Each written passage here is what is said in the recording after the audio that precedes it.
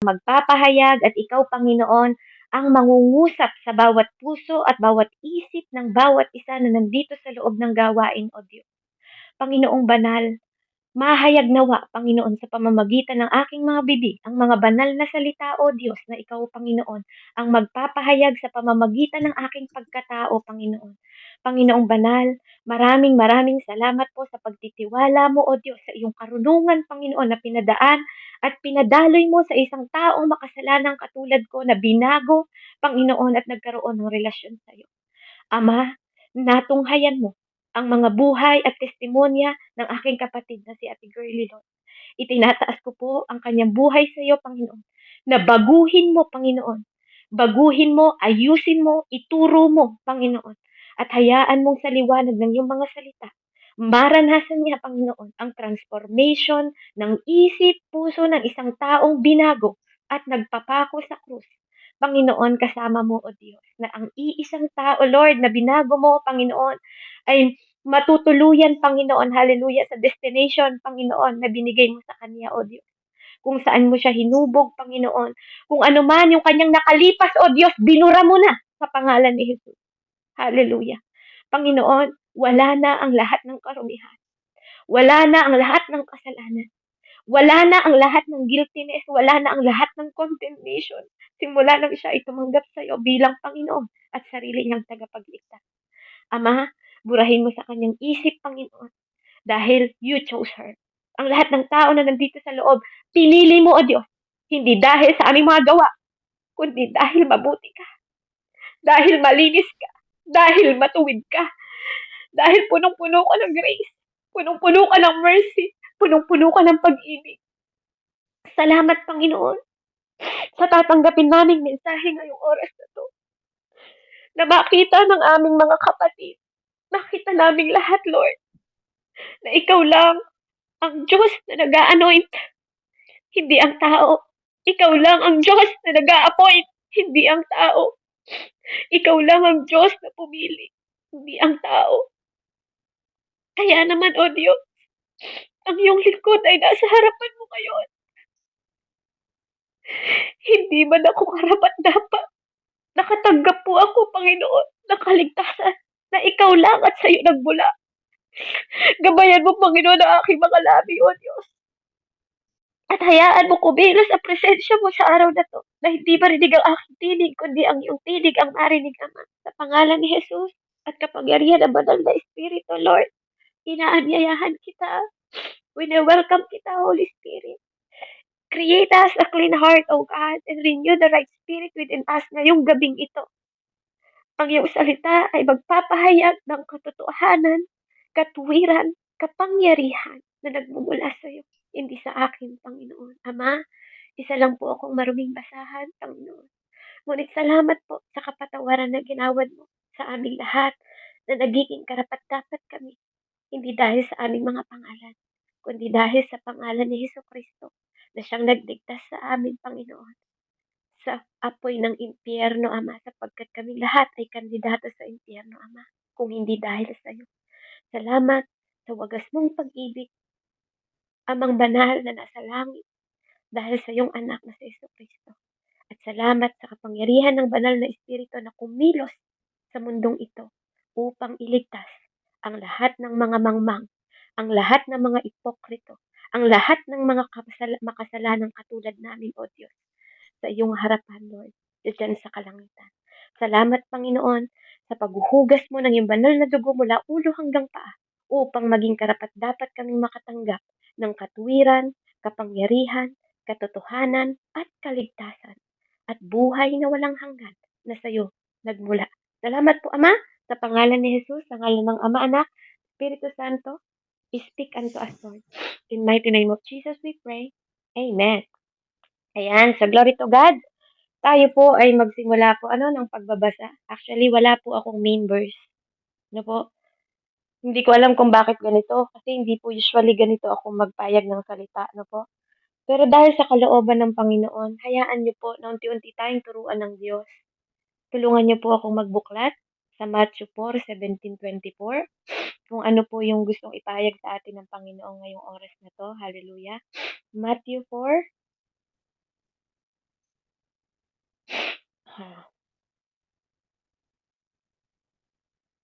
Matthew 4. May part 2 po ito, no? Kung mabibigyan po ng pagkakataon sa linggo po kasi hindi talaga po natapos, no? Hindi ko po pwedeng pilitin. Sabi po dito sa Matthew 4:17 po. Hallelujah. Hanggang sa 24. Ito po nung tinawag si Peter po, ano? I-emphasize ko lang po yung kanilang pagtawag.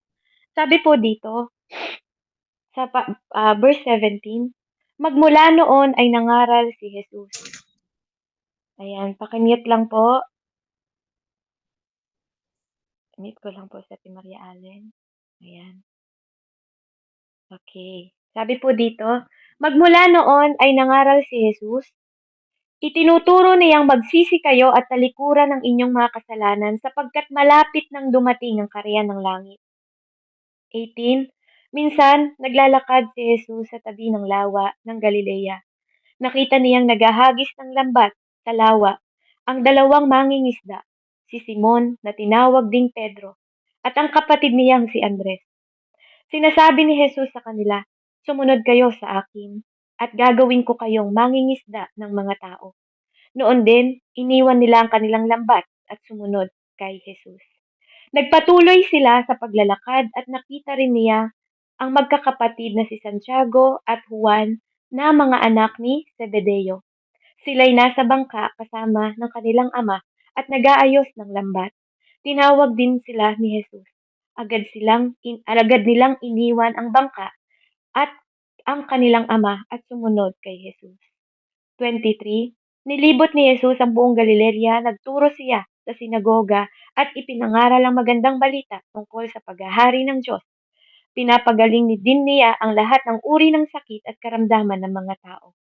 Ang balita tungkol sa kanya ay kumalat sa buong Syria, kaya't dinadala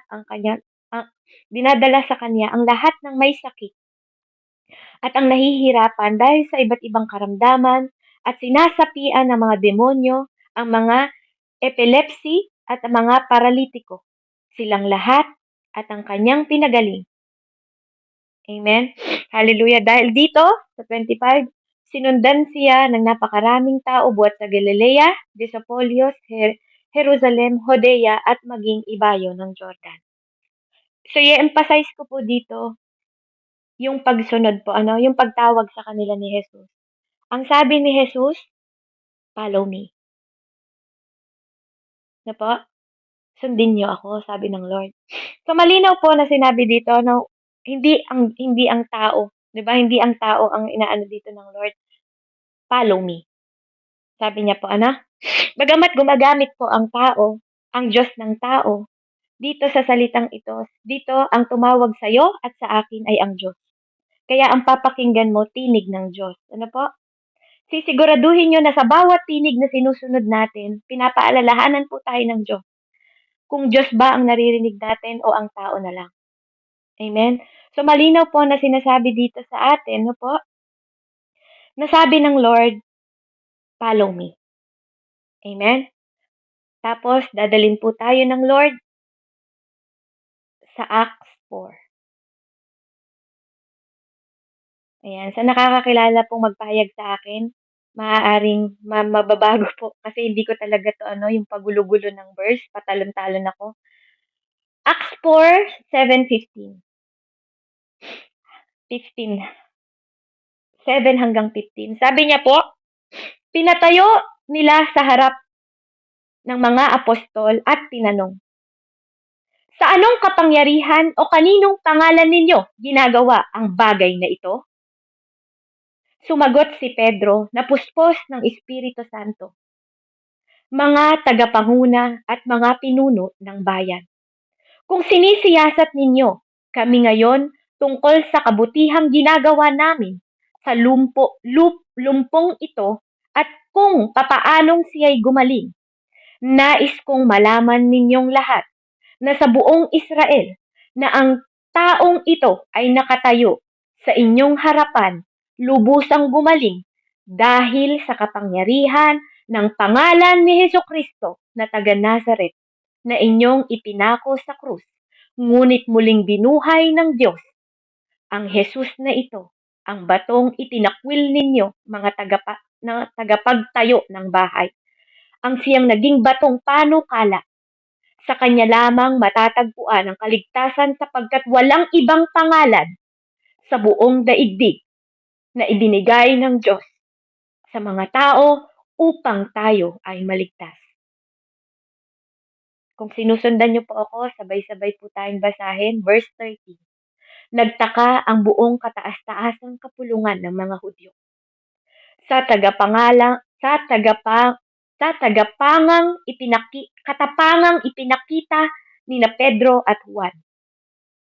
Lalo nang malaman nilang ang mga karaniwang tao lamang ang mga ito at hindi nakapag-aral.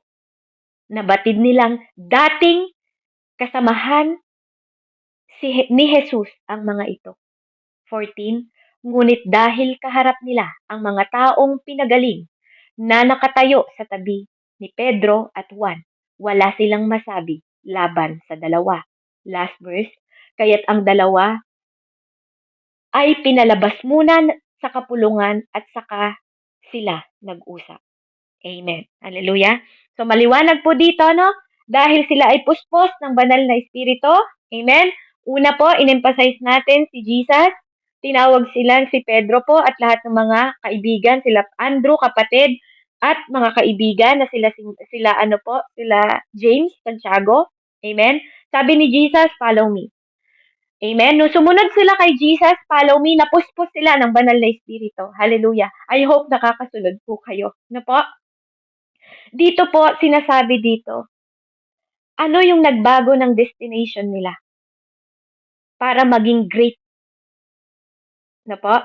So dito, malinaw po na sinasabi ng Panginoon, what changed their destiny and greatness was their association. No po? Mahalaga pala kung kanino ka nakiki-associate, nakikisama. No po? Ano po? And that change, no? Ang sinasabi po dito, ang changes ng association nila, they have been with Jesus. Hallelujah. No po?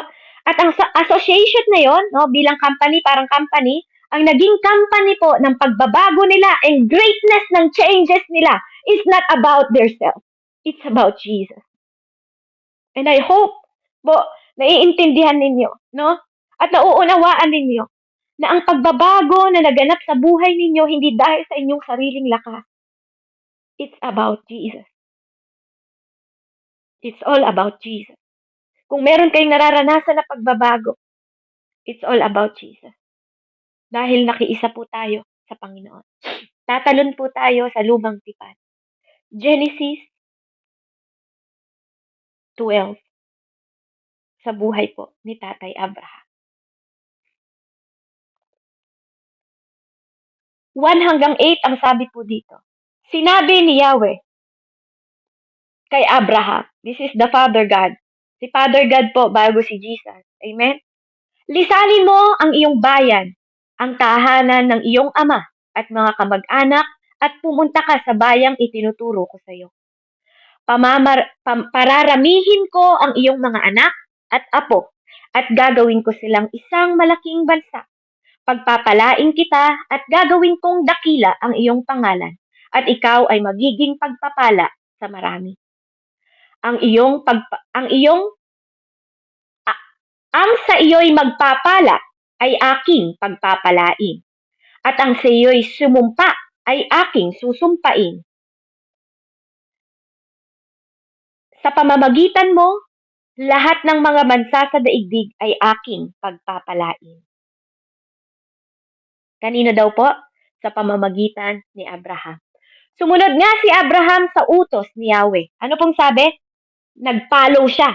Amen? Ano po? Nag-follow si Abraham. Malinaw po ha na kaya siya napagpala dahil sumunod siya. Amen? Yung umpisa po kay Jesus Christ, sumunod din sila. Amen? So dito po, sumunod din si Abraham sa utos nino daw po? Ni Yahweh, the God the Father.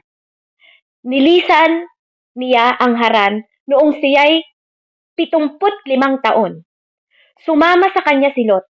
Isinama ni Abraham ang kanyang asawang si Sarai at si Lot na pamangkin niya.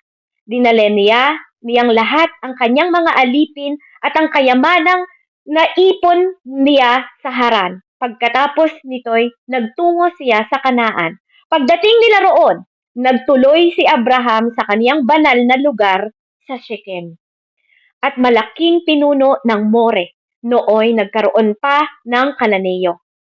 Nagpakita kay Abraham si Yahweh na nagsabi sa kanya, "Ito ang lupaing ibibigay ko sa iyong lahi."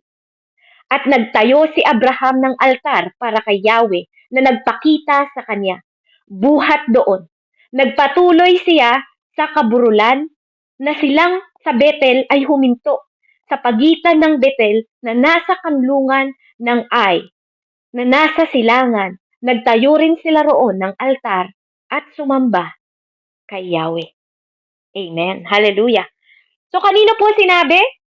Makikita nyo po dito sa ano na to, na sabi niya, pagpapalain ko. Pagpapalain niya si Abraham, no po? At kung sino ang magpapala kay Abraham, at kung sino ang magsusumpa sa kanya, susumpain din. Pero kung sino ang magpapala sa kanya, pagpapalain din. At sa papamagitan niya, di ba, sa lahat ng bansa ng daigdig, ay pagpapalain ni Abraham. Amen? Ano po? Pagpapalain ni Abraham. Tingnan niyo po Sa verse 4, sumunod nga si Abraham sa utos ni Yahweh. So there is obedient. There is obedient. Sumunod katulad ni Jesus Christ, no? Follow me, sabi niya. Sumunod din si Abraham kay Yahweh. Amen? Alam niyo po, ang nakakapag-ano dito, dahil doon, 'di ba? Nilisan niya ang Haran dahil sa pagsunod niya. Pero yung pagpapala, kanino po binigay? Kanino nag-speak si Lord? Kay Abraham. Ano po? Pero ang sabi dito, sumama sa kanya si Lot. Amen? So nakita niyo po the association, no? Kung kanino ka sumasama, amen? Nasisharean ka, kung yun ay anointed na person, ang sinasamahan mo at pinapakinggan mo, yung blessing sa kanya, dumadaloy sa'yo. And that is what happened to Lot. Dahil sumama siya sa anointing person na pinagpala ni Yahweh, kaya dumaloy sa kay Lot ang pagpapala. Then, dadalin po tayo sa Genesis 13. Hallelujah. I hope nakakasunod po kayo, no? After po nito, wala tayong maraming verse. Kailangan nyo lang pong maunawaan. Verse 13. Verse 1 hanggang 6. Mula sa Ehipto, si Abraham ay naglakbay. Pahilaga patungo sa Negeb. Kasama ang kanyang asawa at pamangkin niyang si Lot. Kasama po, sumama siya. Dala ang lahat nilang ari-arian. Mayaman na noon si Abraham. Marami na siyang mga tupa, kambing at baka. Marami na rin siyang naipong gito at pilak. Mula sa Negeb, unti-unti siyang naglakbay pabalik sa dati niyang pinagkampuhan sa pagitan ni Betel at Ai. Pumunta siya sa dating pinagtayuan niya ng altar at doon sumamba kay Yahweh. Verse 5, si Lot. Hallelujah. Tingnan niyo po verse 5.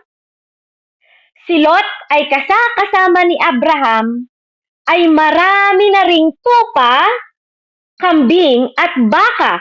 Mayroon na rin siyang sariling pamilya at mga tauhan. Verse 6. Dahil napakarami na ng kanilang mga hayop, hindi na sapat ang pastulan para sa kawan ni na Abraham at Abraham pa lang po, at Lot. Kaya't madalas nag-aaway ang pastol nila at ng panahon ring iyon, ang mga Kanineo at Perizeo ay nanirahan pa sa lugar na iyon. Amen? Hallelujah. Nakita niyo po yung ini-emphasize dito ng Lord na kapag sumama ka sa pinagpalang at inanoint ng Diyos, Diyos po ang sinasabi ko kasi hindi inanoint ng tao. Anointing is from the Lord. Kahit pa ilang langis at ilublog po kita sa langis na sinasabing holy ng tao, na po, pag hindi ang Diyos ang nag-anoint sa tubig na yan, kahit ibaptize pa kita sa holy water at ilubog kita ng ilang beses at hindi ang Diyos. Amen. Ang tinatanggap mo, wala pa rin pong pagbabago ang buhay mo. At kahit ilang oil pa ang ibuhos ko sa'yo, kahit pa drum na oil ang ibuhos ko sa'yo, na sinabing anointing ng tao, kung hindi ang Diyos ang mag-a-anoint sa'yo, kapatid, the anointing is useless. Amen? Naiintindihan niyo po ba yung sinasabi ko? I hope po nakakasunod kayo. Ano, please type amen po kung nakakasunod kayo sa kwento. Na makita niyo yung difference between at maintindihan niyo po ano po, ang anointing na sinasabi, no? From men compared to God. No po? Minsan kasi, dahil lang sa pinag-aralan at knowledgeable ng tao, they become pastor. Amen? Nakikita niyo po yan sa pangkaraniwan nating buhay ngayon, no? Dahil sa pinag-aralan na lang nila, nagiging pastor sila, no? Dahil sa tinalaga ng tao, ano po? There is anointing person. Believe me or not, there is anointing person na ang Diyos po ang nagtalaga, hindi ang tao. And I believe, and I pray, na maranasan po ng bawat isa ang discernment spirit. Discernment na ang power of the Holy Spirit will determine and will see in your eyes that there is a realm, may realm po, there is a spirit in this world na mag-e-empower sa bawat isa sa atin kung sino ang tamang tao na susundin natin at susundan. Hallelujah. Amen? Alam niyo po, sa buhay ng kwento ni Saul, kung makikita niyo po yung istorya at mauunawaan niyo sa pinakamalalim na pangunawa, ang nagtalaga kay Saul ay tao, hindi ang Diyos. Pero dahil sa kakulitan ng tao, inanoint siya ni Tatay Samuel. Amen? Tao po ang pumili sa kanya, kaya hindi siya nagtagal. Amen? Kung maiintindihan niyo lang po ng pinakamalalim, gusto pong ipaunawa ng Diyos sa atin na kapag ang tao lang ang nag-appoint sa kapwa-tao, it will not last. Hindi siya maglalast forever. Hindi siya maglalast. But look at this. When God appoint David, and God anoint David, not true men, but true God, na nag-lead kay Samuel to David. Amen? Nakita niyo po yun, no? David was anointed at kahit anong mangyari sa kanya, it will last till the end hanggang sa mamatay siya. I believe Tatay David was in heaven. Amen? Hanggang dulo yon, hindi naputol ang relasyon ni David sa Panginoon hanggang naisalin niya to sa kanyang pamilya. Amen? Pero yung inappoint na tao, si Saul, no, dahil sa kakulitan ng tao lang po, dahil gusto nilang magkaroon ng hari, Saul was the first king. Pero dahil sa kakulitan lang ng tao na i-appoint, pinipilit nilang ilagay kahit hindi ang Diyos ang naglagay. Hallelujah. Madaling natapos ang linya ng kanyang pagtungkulin. Amen? Madaling natapos. At hindi siya niled ng Spirit hanggang the end. Amen? And I hope I understand nyo na unawaan nyo po yung gustong ipahayag ng Diyos ngayong araw na to sa bawat isa sa atin na nandito. There is difference between lead by the Spirit and lead by people. Amen? So please, listen po kasi hindi ko po to gawa. And God wants you to learn this thing. That destiny fulfillment is impossible without relationship, association, and connection. Ang destiny daw po ng tao na po ay nagtatagumpay, ay imposibleng magtagumpay ng walang tamang relasyon, association, na po? Association is parang company. Yung associate, yung kung saan mo binibilang yung sarili mo, kapatid. Na po? Kasi hindi lahat kung saan mo binibilang ang sarili mo, dapat dun ka. You have to be wise. Sabi ng Diyos, no? Kung sino ang kasama mo, magiging ganun ka. Kung kanino mo sinasama yung sarili mo, kung yon ay drug addict, magiging drug addict ka. Kung yon ay mga banal, magiging banal ka rin. There is manifestation of the Spirit, which is God give to everyone. Amen? At connection. Na po? Kung kanino ka nakiki-connect, amen? Ganun din po ang mangyayari sa'yo. Mag-iingat daw po tayo kung paano natin pinufulfilled ang destiny na pinupuntahan natin. Amen? because it is impossible without relationship, association, and connection. Kaya ko po, in-emphasize yung mga verse kanina, nakita nyo po ano? They follow Jesus? Dali lang po.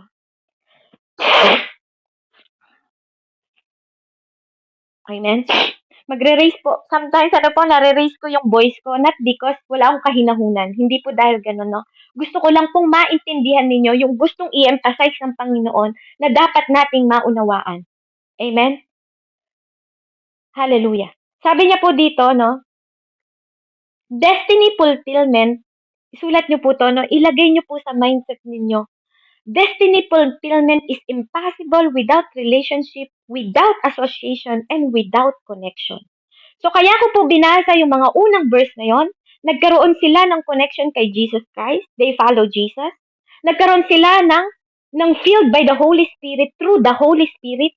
And nagkaroon sila ng connection through the God Father who they obey and they follow, which is Yahweh. So, nakita niyo po yung Trinity? Hallelujah, Jesus.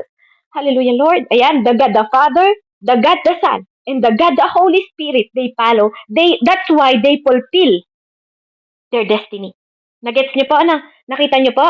Kaya ang lahat ng tao na to, na sinabi ko, na-fulfill nila ang destination nila because of the right relationship.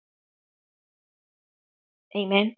So, ang pamagat po ng ating part 1 na mensahe ay right relationship.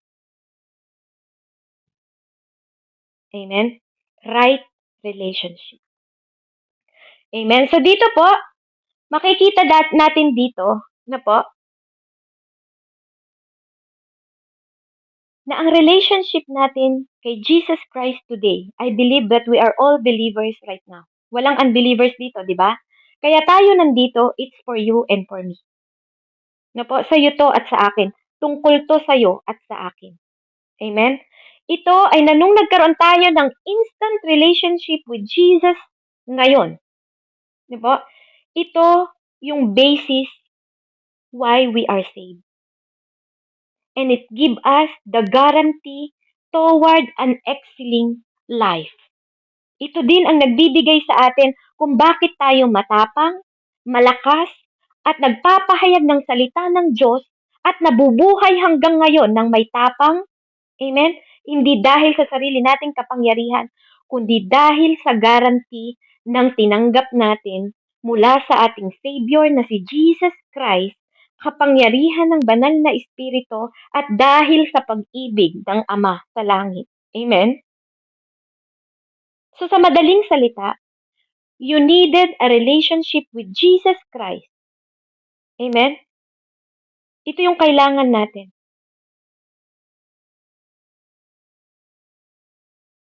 Amen? Yung relationship kay Jesus Christ ang kailangan natin dahil kung wala tayong relasyon kay Jesus Christ, ito yung pwedeng relasyon din na magdala sa atin sa impyerno. Amen? Kung wala kay Jesus Christ ang relasyon mo, the relationship you have will bring you to hell. Amen? Malinaw po yun, ano? So, ang presensya ng relationship, sabi niya dito, it is the presence of relationship that take men to heaven. No? Kung ano daw relasyon ang binubuo mo ngayon, kung nakanino kang relasyon, kung sa tao ka lang nakarelasyon, kapatid, you are in danger.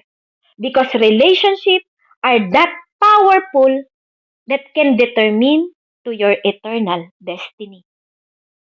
No? Kung kanino ka nakikipagrelasyon, kung wisdom ng tao, 'di ba? Relasyon sa tao, you are in danger. You are in danger. It can bring you to hell kapag wala kang relasyon sa Diyos. No? This is our guarantee na tayo po ay may pag-asa na pumunta sa final destination natin. Kung tayo ay may relasyon sa Diyos. So what are these relationships? Relationships are advantageous connection in simple terms. Uulitin ko po. Ang relasyon daw ay may connection po ng advantages sa buhay mo. Kung kanino ka nakakonect. Na po? Relationship are connection that are mutually beneficial to parties involved. At kung kanino ka ding party, no? Kung kanino ka ding part, ano, ng relationship nakakonect. Yung mutual relationship, alam niyo po, yung kalooban, yung saloobin mo, yung mutual, no? Na relationship is beneficial kung saan ka rin, nagbe-benefits din yon kung saan ka nakabilang na parties. Kung halimbawa po, nakabilang ako sa mga sa drug addict, di ba? Huwag kang magtaka kung maging drug addict din ako. Kung nakabilang ako, kasi yun yung magbe-benefit sa akin eh. Kung nakabilang ako sa mga sumusunod kay Kristo, the benefits will be in us, in me. Naka-involve ako doon. Tama? Ganun po siya. So, this is, napaka-powerful po nitong message na to, no? Kung maiintindihan nyo lang po, ang pinag-uusapan natin is about relationship, no? When we talk about relationship, it's about association. At ito, yung sinasabi, i-underline ko po yung advantageous. May naka-advance ka. Ibig sabihin, naka-advance yung mind mo, naka-advance yung wisdom mo, naka-advance yung puso mo, karunungan mo sa hinaharap. You are, nag-iisip ka sa hinaharap na pupuntahan mo, sa destiny mo. No? Yun yung kagandahan kapag iniisip mo kung kanino ka naka-involve na party. Iniisip mo kung saan ka dadalhin nito, 'di ba? Naka-advantage yung connection mo doon, no? Yung mutual mo na pakikisama sa kanila is magbe-benefit sa iyo kung saan ka dadalhin. Amen? So sabi dito, the easiest way to succeed in life is through relationship and destiny connection. Amen? Kaya nga, in example natin, sabi niya, ang pinakamadali daw na kaparaanan o daan para maging successful ka sa buhay mo is aralin mo kung saang relationship ka idadala ng destination mo na nakakonect ka. Amen? Kaya natin in-emphasize yung Genesis 12 and 13 dahil si Lot, amen? Dahil si Abraham ang binless ni Yahweh, sumama si Lot, nadamay siya, na nabless, na iligtas, amen? Dahil not because of Lot, but because of the connection ni Abraham na sinabi ng Lord, pagpapalain ko ang lahat ng magpapala sa'yo, amen? Isusumpa ko ang lahat ng susumpa sa'yo, di ba? At dadami ang iyong lipi, amen? Because of the connection of Abraham. Dahil sa relasyon ni Abraham kay Yahweh, amen? Hallelujah. Di ba po? Yun. Kaya nabigyan ng opportunity din even sa kayamanan na prosper si Lot dahil sumunod siya kay Abraham. At makikita ninyo sa kwento ni Lot, di ba? Hindi na isama yung kanyang asawa kasi niligtas din si Lot ng Panginoon because of Abraham. Di ba? Sabi niya nga, doon nga siya nakiusap nun eh, kung nagbabasa po kayo ng Bible, kahit 50 na lang, nakikipagtawaran siya sa Lord, kahit 40 na lang, kahit 30 na lang, Lord, kahit 10 na lang, ililigtas mo ba sila? Yes, sabi ni Jesus, sabi ni Yahweh. Di ba? Pero kasama sa naligtas na yun si Lot because of the love ni Jesus kay Abraham na damay ang kanyang pamangkin. Pamangkin niya lang si Lot. Amen? So, there is no great man sa mundong ito no, na nasa loob ng church, na nakasirculate sa loob ng church, whether believer or unbeliever, no, na nagdidil po sa iyong katauhan, yung relasyon mo sa Diyos. Na po? Mahalaga ang relasyon na binubuo mo sa bawat tao na pinapapasok mo sa loob ng iyong buhay. Ang relasyon ang nagde-determine sa'yo, no? Ang relasyon ang nagde-determine both science, di ba? Nasa science and wonders tayo ng relasyon. Nasa sociology, kasi yung social, yung pagpakikipag-meet natin sa maraming tao, dahil tayo ay anak ng Diyos na maghahayag ng balita, amen? Sa psychology, naapektuhan din ang mind mo, kapag depende yan sa kasama mo, kung sino ang pinalalagay mo sa circle mo. The religion, amen? Yung religion na kung saan ka nakapart, naaapektuhan din ang buong pagkatao mo, amen? Ang isip mo, ang mind mo, all of you. That without relationship, there is no progress. Kung walang relasyon, walang progreso. Sa madaling salita, hindi ka magiging mabunga kung wala kang tamang relasyon. Because without relationship, there is no fruitfulness. Ang bunga ay nagmumula sa banal na espiritu, hindi sa tao. Amen po ba do'n? Ang bunga, ang fruit ay nagmumula sa banal na espiritu, hindi sa tao. Amen? So it takes union, no? Nag-aano po 'to ng pakikipag-isa, no? Ibig sabihin, kapag tayo ay nakipag-isa at ang relasyon natin, no po, at ito yung ating tinatayuan, it takes union and relationship between, no? Nandun po yun. Nandun yan sa'yo, no? And katulad ng pakikipagrelasyon natin sa wife, di ba? Sa asawa at sa asawang lalaki, di ba? For procreation. Pag sinabing procreation, ito yung pagpapadami. Di ba? Ako, yung buhay ko dumami dahil sa mga angkan ko, sa anak ko. Tama? Nagkaroon ako ng 3 supling dahil sa asawa ko. Amen? At kayo din, nagkaroon kayo ng supling dahil sa mga asawa niyo. Di ba? Kung ano ang mangyayari, di ba, sa buhay mo, ang Diyos lang ang nakaplano, ang Diyos lang ang nakakaalam. Amen? So, iba't iba man ang kwento natin, ang relationship ng marriage talaga, ang Diyos lang ang makapaghihiwalay. Totoo po yun. Hindi ko yun inaaging. No? Pero sa kwento ng buhay ko, hindi ganun ang kwentong nangyari sa buhay ko. At wag niyo pong tingnan yung kwento ko.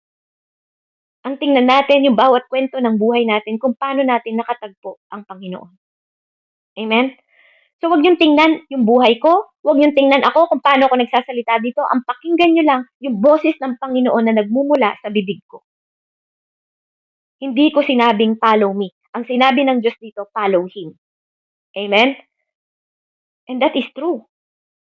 Ang pagpapadami ay nagmumula sa relasyon. Amen? Sa relasyon ng halaman, 'di ba? Dumadami ang halaman, hindi pwedeng maging gumamela ang hindi gumamela, 'di ba? Ang pollination, 'di ba? Ang pagpapadami ng halaman ay nagmumula din sa sariling buto. Tama? Sa buto ng halaman na 'yon, doon sila nagpaparami. Ang animals din, hindi pwedeng maging aso ang pusa. Amen? Ang pagpapadami din ay nagmumula sa kapwa niya aso, kapwa niya baboy, amen? Kapwa kalapati, di ba? Na dinisenyo ng Diyos. So kung ikaw ay kapwa tupa, dadami ka ng kapwa tupa. Kung ikaw ay kapwa kambing, dadami rin kayo ng kapwa kambing. It depends on what relationship you are involved. Amen?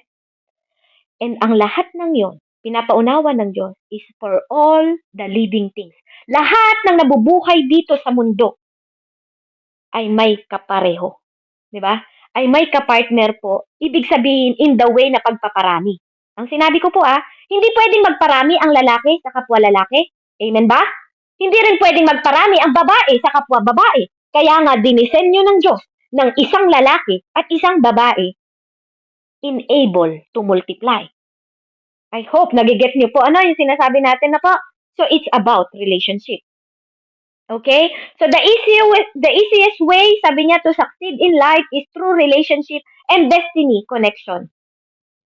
Relationship is powerful in one night. Your destiny can change. Ang relasyon daw po ay makapangyarihan sa isang gabi lang. Kayang baguhin. Because of relationship. And in one night, destiny can be destroyed because of relationship. Nakukuha niyo po ba yung sinasabi dito ng Lord? Kapag nagkamali ka ng relasyon, pwede kang mapahamak. At pag tama ang relasyon mo, pwede kang maligtas. Amen? Please. Pakinggan niyo pong mabuti yung sinasabi ng Panginoon. Relationships are also currencies. Relationship ay para daw pong currency din. Katulad ng pera. Kahit anong klaseng pera, peso man yan, dollar man yan, pound man yan, Japanese pera man yan, whatever. They can buy anything that money can buy. Ang relasyon daw po, nabibili din kung ano man ang nabibili ng pera. Hallelujah. Hindi ko po tinataas ang sarili ko. Pero i-example ko lang din po yung buhay na ipinagkaloob ng Diyos sa akin. And all glory be to God. Nakabili ako ng bahay dahil sa relasyon na meron ako sa asawa ko. Nakabili ako ng kotse dahil sa relasyon na meron ako sa asawa ko. So, ibig sabihin, nakabili ako ng mga bagay at binigyan ako ng favor of God not because of my own money, but relationship can buy too. Nakukuha niyo po ba yung sinasabi ko? Na po, hingila po ako ng respond kung nagigets niyo po yung pinapaunawa sa atin ng Panginoon. So dito sinasabi, if money can pay your school fees, kung nababayaran ang money mo, 'di ba? Ang pera mo ng school fees, relationship can pay too. Kaya ko pong mag-aral ngayon dahil sa pera ng asawa ko o pera ng biyanan ko just because of the relationship na meron ako. Amen? At because of that relationship, no, naging favor ko 'yon. Naging favor 'yon sa akin nung nakakilala lalo ako sa Diyos. Amen? Nung nakilala ko ang Panginoon, doon bumuhos yung blessing sa akin. Doon ako nagkaroon ng ano ng na, doon ko nagkaroon ng unawa, ano? Nung nagkaroon ako ng relationship sa Diyos, doon nagsimula bumuhos yung pagpapala ko. Nung nagkaroon ako ng tamang relasyon sa Diyos. Nagkaroon ako ng kotse, amen? Nagkaroon ako ng bahay. Nagkaroon ako Nagkaroon ako ng favor sa mga anak ko na maidala ko sa eskwelahan, sa mga club na gusto nila just because of the relationship na ipinagkaloob and favor of God na nagmula sa Kanya. Wala ako dito kung hindi niloob ng Diyos na mapangasawa ko si John. Naniniwala po ako doon. At hindi aksidente na nakipaghiwalay ako sa asawa ko at na-meet ko yung taong ito sa buhay ko. Amen? At hindi din aksidente na nararanasan ng anak ko ang mga pagpapala na meron kami through the relationship sa kanilang daddy dyan right now. Dahil kung hindi ito ang kalooban ng Diyos, wala po ako dito. Amen? So I want to pray right now po sa bawat isa sa atin. At gusto ko pong maunawaan ninyo that anything can money buy, can relationship can buy also. Kung magkakaroon tayo ng tamang relasyon sa Diyos, na po, at gusto ko pong ipanalangin sa inyo, sa inyong lahat, na po, sa ating lahat na nandito, na ipanalangin natin na kung may mga tao dito na sinasamba ninyo ang pera, gusto pong ipahayag ng Panginoon sa inyo na napakahirap mo kapatid kung ang pinapanginoon mo ay pera. Amen? Uulitin ko po. Kung ang pera ang pinapanginoon ng bawat isa sa atin, gusto pong sabihin sa atin ng Panginoon na ikaw ang pinakamahirap na tao sa mundong ito kung ang pera ang pinapanginoon mo. Amen. So let's pray. Hallelujah. Heavenly Father, we lift up unto you our life. Na tunay na nagkaroon kami ng relasyon sa iyo, Ama. At alam namin, Panginoon, na ang relasyon sa iyo ang magbibigay sa amin ng destiny through the end. Dahil sinabi mo, Panginoon, na ang maglingkod sa iyo at ang sumunod sa iyo hanggang wakas ang magkakaroon ng buhay na walang hanggan. At nananampalataya po ako, Panginoon, na ang bawat isa dito ay mabuksan ng isip, ang puso, ng tamang relasyon ang makapagdadala sa amin sa tamang destination at eternal life na sa iyo nagmula. In mighty name of Jesus we pray. Amen. So if only things of your life ay pera, ikaw daw ay pinakamahirap na tao sa mundong ito. Dahil maraming currency sa mundong ito, sa buhay ng tao, na nagagamit na mabili ang mga bagay, but not the destiny. Hindi mo kayang bilhin ang eternal life dahil sa iyong pera. Amen? Kaya, kailangan nyo pong maintindihan na ang relationship can give favor to you, but money cannot give everything to you. Na po, magkaiba yun. No? Pero kayang gayahin ang relationship. Kapag tama ang relasyon mo, kayang ipagkaloob din ng Panginoon sa iyo yun. Na po? There are realms. no? May meron tayong realm dito na makukuha natin na hindi kayang gawin sa atin ng pera. Na pwedeng maging abo ang pera pero hindi ang relasyon na meron ka. Kayang gawin ng relasyon na meron ka sa Diyos na gawing abo ang pera dahil lang sa relasyon na matatag na itanayo mo sa Diyos. Amen? Kaya niyang gawing abo ang pera. Okay? So dito, sinasabi sa atin na kailangan nating magkaroon ng another kind of currency and relationship. At yun ay ang relasyon natin sa Panginoon. Unfortunately, nandito tayo sa mundo na punong-puno na ang akala ng mga tao ang mahalaga lang ay pera, ay everything. Pera is everything to them. Kaya nga po hindi nila inuna ang Diyos. Ang hanap buhay ay mas mahalaga kaysa sa Diyos.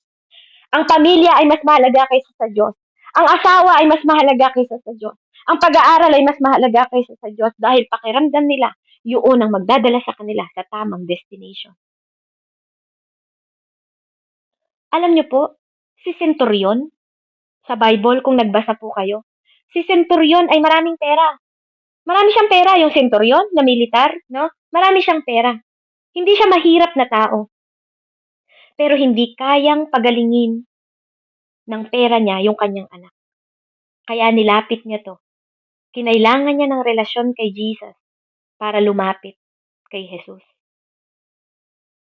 Yun yung sinasabi ko po sa inyo. That's the another kind of currency that child to be saved.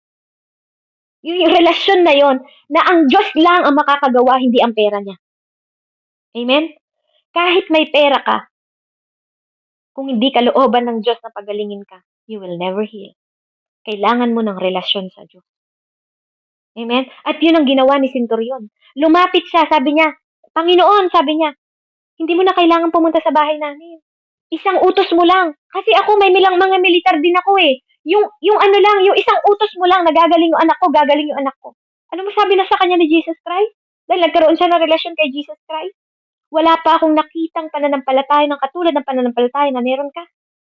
Di ba? Naglalakbay siya noon. Kahit sa mga disciple niya, hindi niya nakita yung pananampalataya na meron si Centurion. Amen? Si Nicodemo po, hindi siya mahirap na tao. Amen? Pero kinailangan niya ng relasyon sa Diyos to enlighten the kingdom of God sa buhay niya. Para makita niya, he is religious person, no? Religious siya. Pero kinailangan niya makausap si Jesus Christ para maipaunawa sa kanya na kailangan mong mamatay at buhayin muli. Amen? Para magkaroon siya ng relasyon sa Diyos. Mahalaga po ang pera, mga kapatid. Hindi ko sinasabing hindi mahalaga. But in additional, money, siguraduhin po natin na ang pera daw natin, no, ang pera na ito ay magagamit natin sa kingdom ng Lord. Kasi po, ang pera na to, hindi ito ang pwedeng maging superior currency natin sa buhay. Hindi ito ang pwedeng maging Panginoon natin. Kasi merong part ng spiritual realm ng buhay natin na ang destiny natin ay hindi kayang bilhin ng pera. Amen?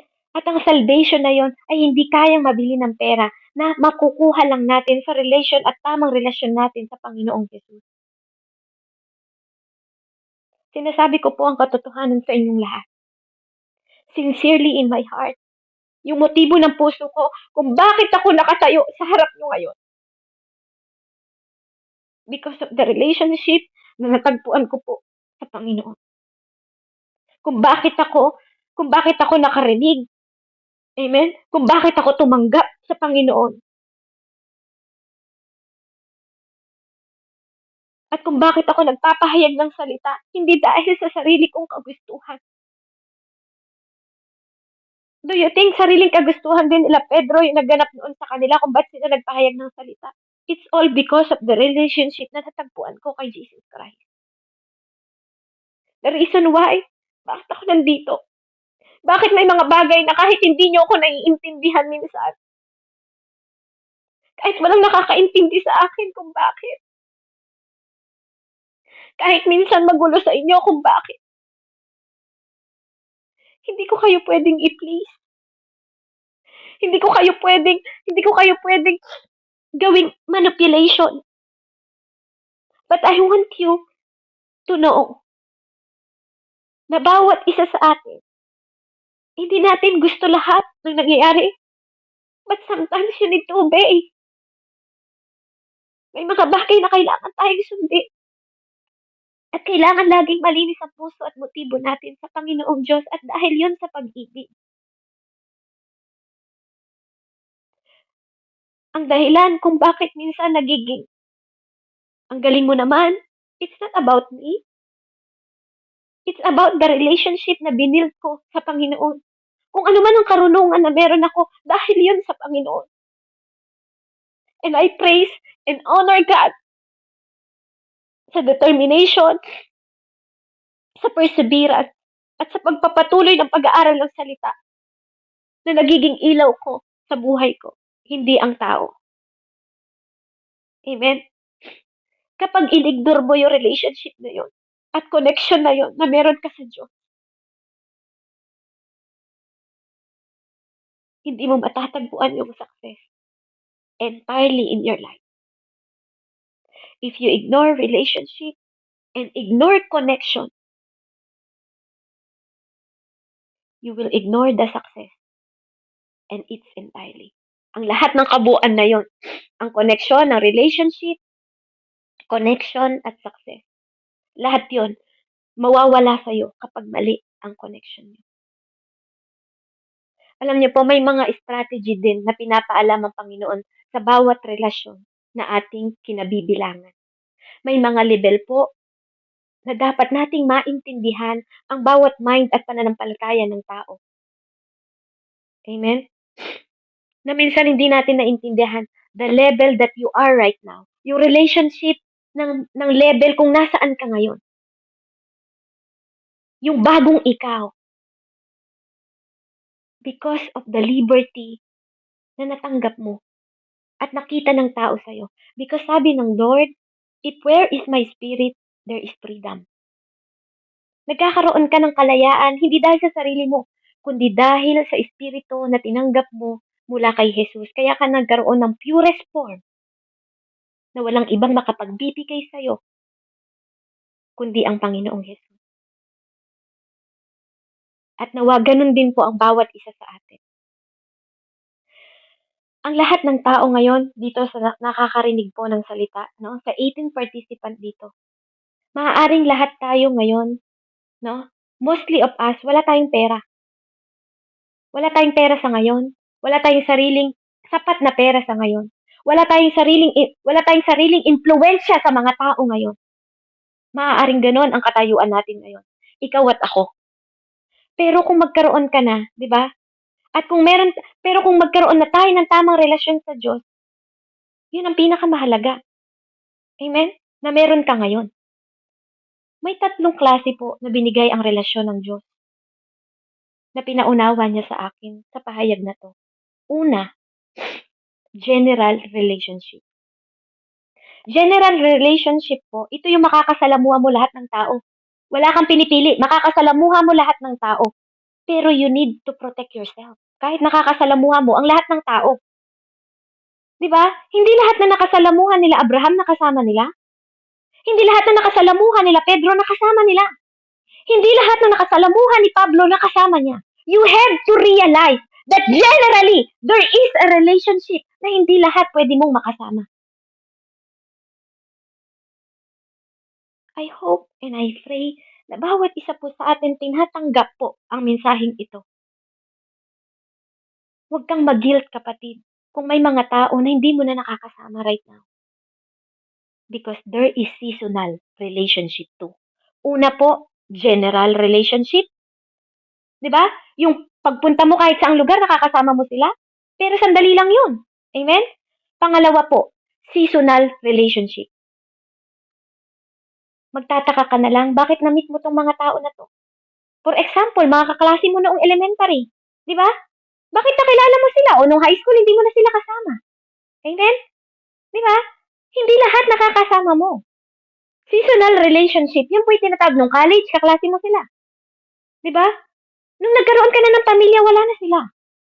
I hope you understand po wag niyong lagyan daw ang mga puso ninyo ng mga tanim na bagay na kailangan niyong magkaroon ng wisdom na nagmumula sa Diyos na may mga tao at may mga bagay sa mundo na nakakarating ka lang sa lugar na yon pero hanggang dun lang yon. That is seasonal relationship. Amen? Hindi ibig sabihin, lumayo ka sa mga kaklase mo dati, hindi mo na sila mahal. Di ba? Kapag nakita mo sila, babatiin mo pa rin sila. Di ba? Pero wala kasi, hindi, iba kasi yung relasyon na ganun. Amen? Yung mga kaibigan mo dati. Di ba? Nakaibigan mo lang sila dati when they are in need. Pero nung hindi ka na nila kailangan, hindi ka na nila kaibigan. Amen? Nag-gets niyo po? There is seasonal relationship. Kailangan ka lang niya nung may kailangan siya. Pero hindi ka na niya kailangan nung hindi ka na niya kailangan. Amen? Nakita niyo po yun? Different? No? There is seasonal relationship na nagiging relasyon mo sila dahil kailangan lang nilang dumaan sa buhay mo. Pero ang Diyos, di ba, nagpaplano siya ng mga bagay na eternal sa buhay mo. And you have to accept the reality na hindi lahat ng dumadaan sa buhay mo makakasama mo hanggang dulo. Kasi hindi naman lahat. Amen? You have to understand. At yun ang pinapaunawa sa akin ng Panginoon. Yun po ang pinapaunawa sa ating lahat, sa iyo at sa akin. Hindi mo kailangan mag-isip ng masama sa ibang tao dahil lang sa sarili mong kaunawaan. Hindi mo kailangan mag-isip ng bakit nakasama mo lang siya that time. Diba? Ba't naging kaibigan mo lang siya that time? Diba? Dati naman, ang close-close ninyo. Pero suddenly, nagkaroon ng separation. Diba? Nagkaroon ng desperation. Nagkaroon ng distraction. Nagkaroon ng division. And that is the God plan sa buhay mo. May mga panahon at mga bagay at mga tao na dinadala ka sa right people, right place, and right destination, and right plan.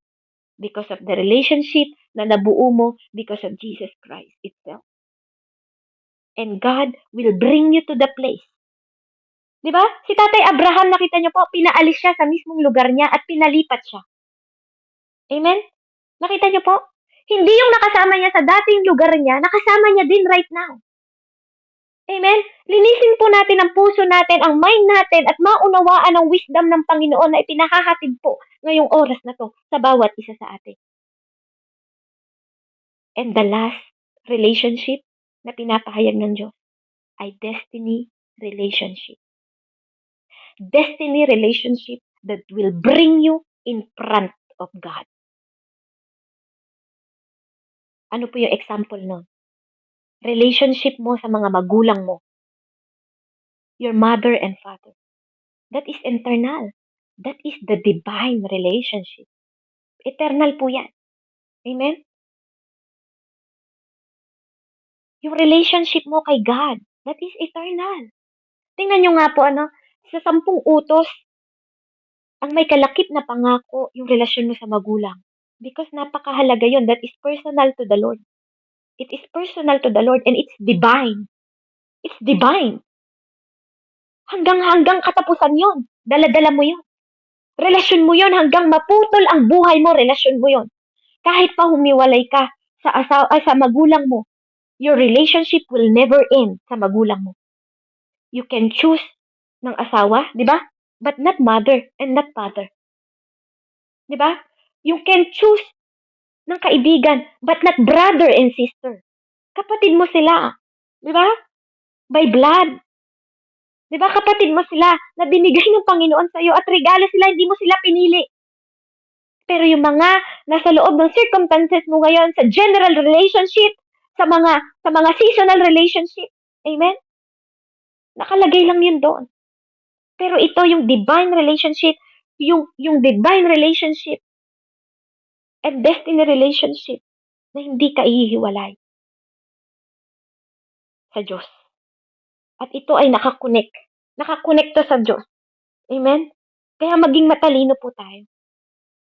Maging matalino daw po tayo kung paano at saan natin itinatayo ang circle at relationship natin sa Panginoon upang hindi tayo ma-destroy, ma-divide, at ma-distract. Amen? You have to realize the right relationship through Jesus na siya ang pakikinggan mo, siya ang ipapalo mo. Amen? Dahil siya ang mag-a-anoint sa'yo, siya ang mag-a-appoint sa'yo sa lahat kung saan niya kanya dadalhin. Dahil ikaw ay nakipig-isa sa Diyos at hindi sa tao. Ang asawa mo, that is divine too. Divine din yan. Amen? Napakahalaga po, no, na maintindihan natin yung relationship na binubuo natin dito sa mundong ito habang tayo ay nabubuhay. Dahil sabi ng Diyos, ang manatili hanggang wakas ang siyang maliligtas. At napakahalaga ng divine relationship. Dahil ito ang magdadala sa iyo sa destiny mo eternally. Amen? Kaya po, dito, magkaroon po tayo ng mindset kung saan tayo tamang makikipagrelasyon at ibibilang ang ating sarili. Kung ito ay nakapagdudulot sa iyo, hallelujah, ng bagay po na hindi na nakakalugod sa Panginoon, you have the right to protect the anointing na binigay sa iyo ng Panginoon sapagkat Diyos po ang nag-aanoint. Hallelujah. Pakibasa nga po sa Romans 16, kung di po ako nagkakamali. Romans 16:17 po. Hallelujah. Let's see. Ano pong verses? Romans 16 po. Opo, hanggang saan po? 16 po.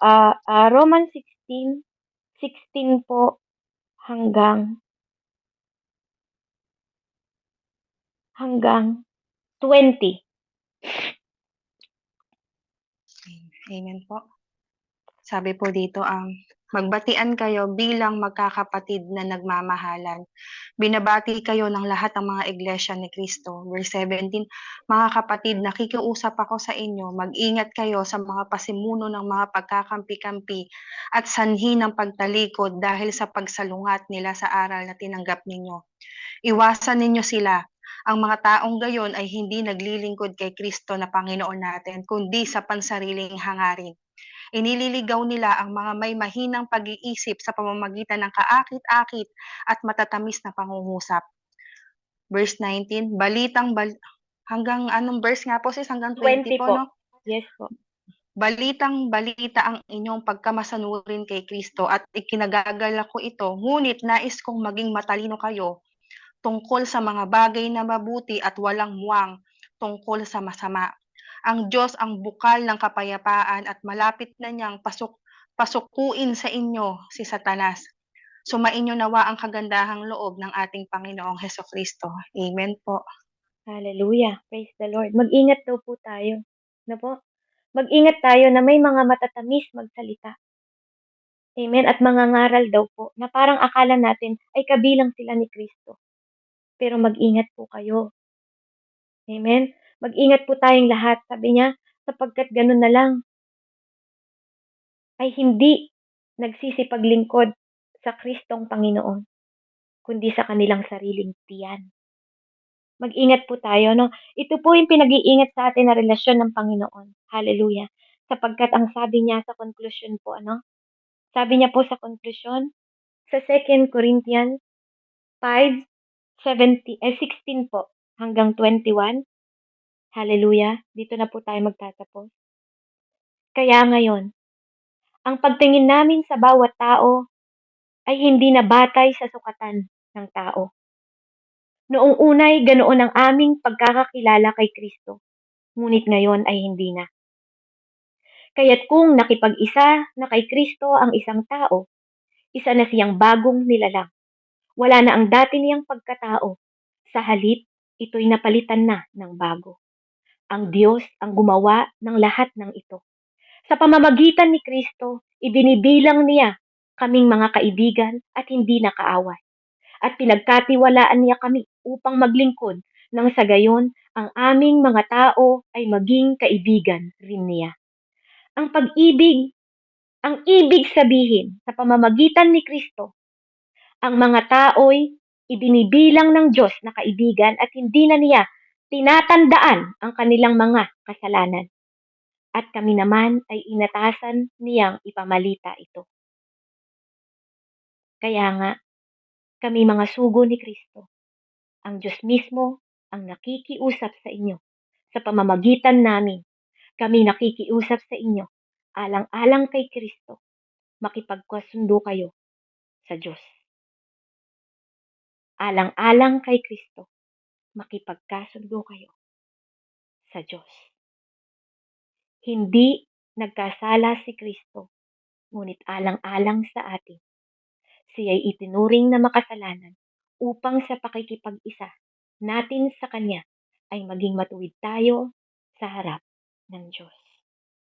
It's not about you anymore, kapatid. Hindi na tutungkol sa buhay mo, Ate Girlie. Hindi na tutungkol sa buhay ni Nanay Andrea, ni Ate Jane, ni Ate Janice, ni Ate Jovita, ni Ate Rona, ni Ate Leonora, ni Ate Elena, ni Kuya James, ni Ate Josephine, ni Kuya Rico, ni Ate Maricel, ni Ate Mary Grace, ni Ate Mary Jane Secreto, ni Ate Rosemary Isip. It's all about Jesus at sa aking buhay. Hindi ito dahil sa akin kaya ko ginagawa ang pagpapahayag ng salita. It's all about Jesus, na gusto niya pong matutunan natin kung paano tayo magkaroon ng tamang relasyon at kung paano natin i-separate ang sarili natin. Hindi dahil tayo ay naglilingkod sa tao, kundi tayo ay nakipag-isa sa Diyos. Hindi ang iyong mga nakaraan ang magbibigay ng determine kung sino ka ngayon, kundi ang pakikipag-isa mo kay Kristo ang magbibigay ng dahilan kung bakit ka naging matuwid sa harapan ng Diyos.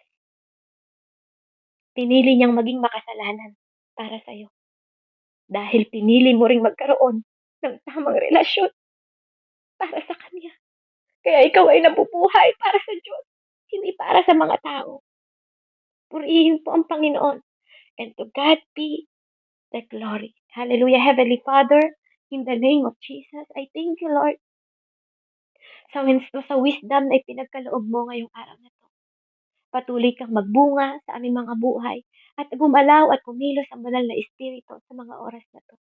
Ano man ang hindi maisuko ng aking mga kapatid sa mga oras na to sa kanilang buhay, kung tunay na sila ay nakipag-isa sa iyo at pinako kasama mo sa krus ng Kalbaryo, lahat ng mga bagay na inuutos mo ay isasakripisyo nila dahil sa paglilingkod sa iyo. Dahil pinili ka nilang tagapagligtas, pipiliin ka rin naming maging Panginoon ng buhay natin. Salamat po, O Diyos, sa iyong kapurihan, kaluwalhatian, kapangyarihan, karangalan, mula pa noon, ngayon, at magpakailanman. Sa pangalan ng Diyos Ama, Anak, Espiritu Santo, balutin niyo po ng banal na dugo ang mensaheng ito at kapusin ng kapangyarihan ng banal na Espiritu. Sa pangalan ni Jesus, Amen and Amen. Amen po. Glory to God. Glory be to God po. Amen. Sige